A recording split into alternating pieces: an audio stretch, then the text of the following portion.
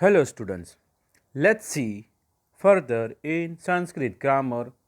The topic is Hetvarth Krudantam, infinitive of purpose, or we can say in English grammar, you have studied two infinitive form with purpose. In everyday life, sentences like I want to do are used more frequently. For example, I want to go or I wish to go. So, in that case, we say like this Aham gantum ichhami. Second, she wants to play. Sa rantum khelitum ichhati.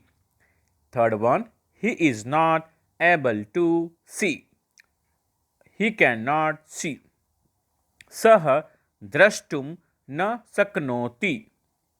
So, in the all above sentences, the words like gantum, rantum, khelitum, and drashtum are known as Hetvarth Krudanta.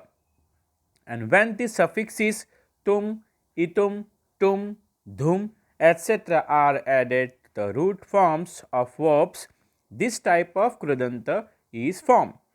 Therefore, this Kridanta or participle is known as two-month avyay, two-month avyay, and this Kridant is also an avyay type of Krudant or participle just like the Sambandhak Bhut Krudant.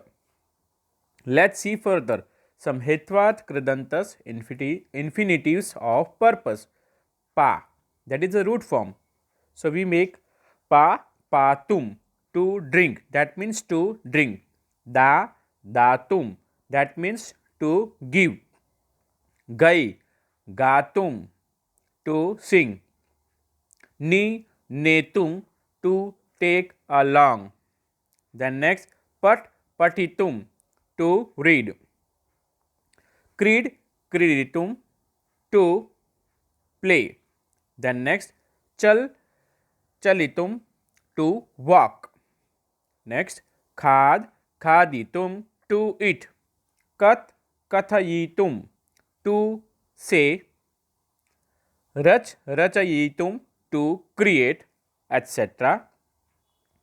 Let's see further.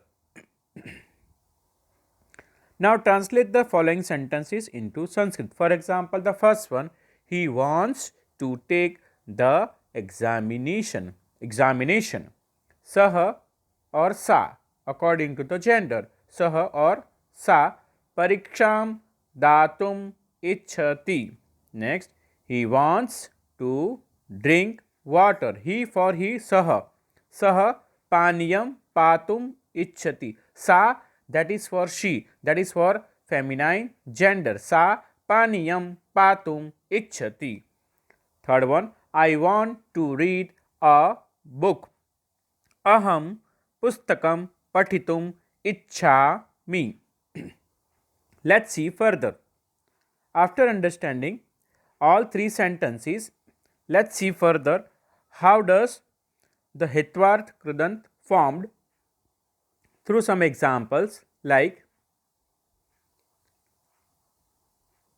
this. All Krudanta or participles are already given in your textbook. For example, first one, gam gantum,